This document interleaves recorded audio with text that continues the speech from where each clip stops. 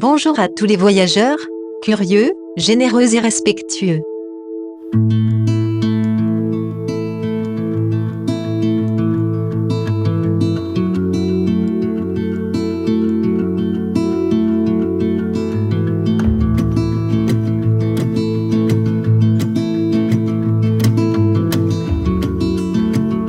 Nous sommes toujours dans ce magnifique pays d'Auge, en Normandie, et non, il n'y a pas que des vaches normandes et des pommes dans cette région si chère à Benoît Charbonneau, et qui aime aussi le pays d'Auge parce que c'est une terre d'excellence pour l'équitation.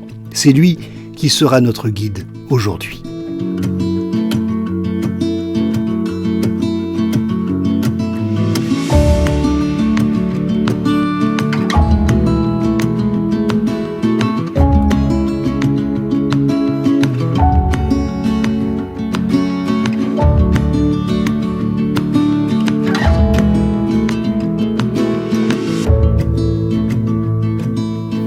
Donc ça c'est le retour des courses, il passe au toilettage et au nettoyage.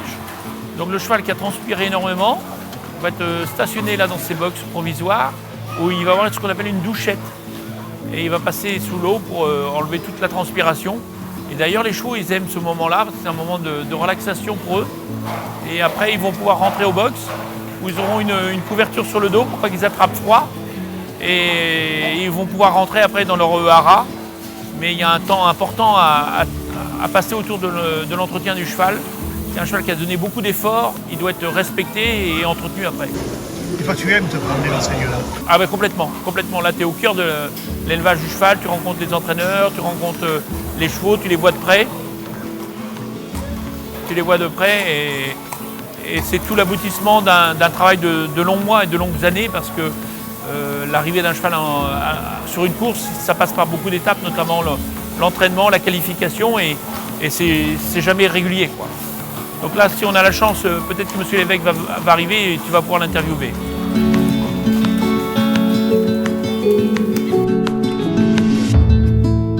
Benoît est très heureux de nous permettre de rencontrer Pierre l'évêque. En tant que jockey ou entraîneur, il a gagné 3 fois le célèbre Grand Prix d'Amérique. La famille l'évêque est très célèbre dans le monde de l'équitation. Son haras se trouve en Normandie. Elle porte une casaque jaune, l'une des plus connues dans le trot français avec son imposante croix de Lorraine. C'était mon grand-père. Il avait sa carte c'était un gaulliste. Donc à l'époque, il fallait choisir. Donc ça lui plaisait beaucoup. Il fallait choisir un motif. Donc voilà. C'est passé comme ça. Comme c'était le premier qui a eu cette casaque jaune, parce que ça se voyait bien jaune dans un peloton, ça se voyait très bien. Et il avait une croix de Lorraine noire. Vous avez engagé 5 chevaux. Comment vous trouvez le champ de course de Lisieux? Oh bon, c'est un champ de course très agréable. La piste a été vraiment bien rénovée, très bonne, très souple. Les infrastructures sont bonnes, on est bien à l'abri là, dans ces hangars. Ils ont même amélioré le sol, parce qu'il y avait beaucoup de bruit. Donc c'est très agréable. D'accord, donc vous venez dès que vous pouvez à Lisieux. Bien sûr, c'est très loin. On est sûr d'avoir une bonne piste maintenant. Donc ça c'est important. C'est important. Les animaux sont bien accueillis et bien respectés. Voilà, exactement. Et si vous aviez un mot à dire à nos amis camping-caristes qui viennent visiter les régions, est-ce qu'ils ont intérêt à venir à Lisieux découvrir le monde du cheval? Bah forcément, oui. Déjà c'est un spectacle. C'est un spectacle. Après, ça permet de miser quelques euros. Et puis il y a aussi de restauration qui est tout à fait correcte. Un beau restaurant panoramique. Alors, le 2, Le 16, ah non, le 4, non. le 7. Regarde le 6, regarde le 6, regarde le 6, oh là là là là là là.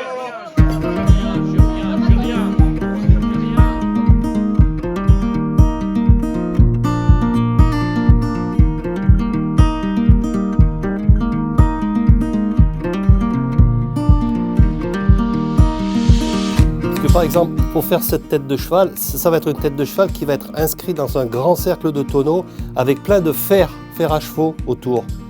Et autour de la tête du cheval.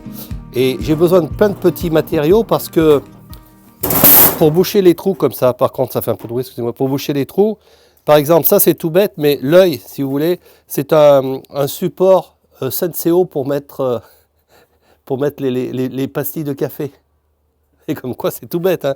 Bon, après, tout vient de la façon dont on voit les choses. Là, vous avez aussi un morceau d'un cercle de tonneau. Et puis après, bon, ce qu'il y a des trous à boucher. Donc là, il y a un fer à cheval. Et puis voilà, donc je vais boucher tout ça. Tout va être bouché. Et après, ça va être fixé à l'intérieur d'un grand cercle de tonneaux. C'est-à-dire, j'utilise pas de chalumeau. Et je les tords à la main, je trouve toujours, ou un creux d'un arbre, ou un coin où il y a un point d'appui, et je tords mes pièces au fur et à mesure, toutes mes pièces sont tordues comme ça. Tu vois, regarde, là il y a le stock des outils anciens, là. Il y a de tout. Il y a des outils anciens, il y a des disques d'embrayage, mais ça c'est toutes des choses qui me sont données par les gens du coin, par les fermiers. J'ai pas un seul boulon, une seule vis qui est neuve. Ce n'est que de la récupération.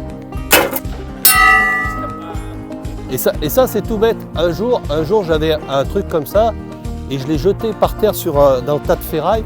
Et puis il s'est mis dans une position qui s'est mis à sonner. Je dis oulala, mais ça c'est intéressant. Ça c'est tout des impacts de gamins ça qui...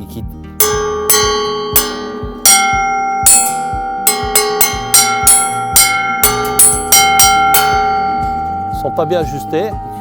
C'est des trucs qui sont mobiles. Hein. Ça tourne tout seul avec le vent. Ça c'est une roue de pressoir à cidre. Tu as dû connaître ça, toi, non? Et que tu tournais la roue pour... Absolument, c'est superbe. Ça m'a été donné par le voisin qui avait un vieux pressoir à cidre et puis qui m'a dit, tiens, si ça t'intéresse, donc j'en ai fait un yin-yang. Des choses qui tournent, des choses qui ont un peu de la vie, quoi. C'est ce qui n'est pas évident dans des sculptures, hein, sculptures en métal. Tu nous montres le tourne-broche? Ouais, le tourne-broche, il est là, mais il est pas branché, mais il tourne. Alors le tourne-broche, c'est celui-là. Bon, en fin de compte, le moteur est là-dedans. Il y a un branchement ici, et l'aiguille, elle tourne dans le sens inverse des aiguilles d'une montre. Elle tourne comme ça. Et là, j'ai un gamin je ne sais pas s'il n'a pas cassé, parce que le jour, j'ai un gamin qui est venu, puis j'ai vu qu'il le faisait tourner. Donc ça tourne comme ça, tout doucement. Et ça fait que les gens se posent aussi la question, parce qu'ils se disent, mais votre horloge, elle est bizarre. Il me dit, elle tourne dans le sens inverse. Je dis, ben oui, c'est fait exprès, pour se poser des questions. Et on l'appelait point d'heure, point P-O-I-N-T, et d'heure, le département, point D''heure. Parce que toutes les sculptures ont un nom pratiquement. Je leur donne tout un nom pour qu'on puisse les différencier. J'avais une idée en tête de fabriquer cette pomme avec un système un peu plus plat qu'une pomme normale. Je suis en train d'en faire une autre, mais ce sera une pomme beaucoup plus grosse, beaucoup plus normale en forme de pomme. Mais celui-là, je l'ai préféré parce que je trouvais qu'il avait quelque chose de particulier. Pour moi, elle me plaît. Et c'est symbolique parce que elle a été faite avec des cercles de tonneaux. Je pense qu'il y en a même qui viennent de chez toi. C'est possible. Dans ce que tu m'avais donné. Et vendre du cidre à la ferme, c'est bien, mais s'associer avec les artistes comme toi, qui savent conserver le patrimoine, conserver un peu l'histoire un peu de la pomme, c'est toute une symbolique. Eh bien, je suis content que tu aies pu faire ça, Yvan. Et tu es vraiment un artiste.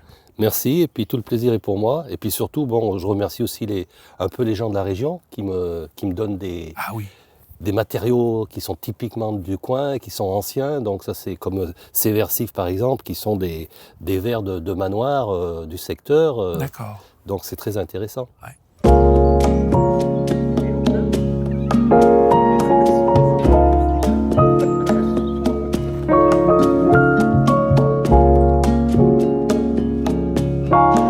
Nous sommes au Bouchon Normand, à Pont-l'Évêque, où on va avoir le plaisir de déguster des produits normands. Albert est un spécialiste de la cuisine normande à base de cidre, de crème, de pommeau et de calvados. On va certainement déguster des bas morceaux qu'on appelle les rognons, des ricaux, et on va se délecter de ces saveurs normandes sans modération. Donc c'est une adresse à retenir, le Bouchon Normand à Pont-l'Évêque. Venez déguster sans modération, ce qui fait la fierté de notre région.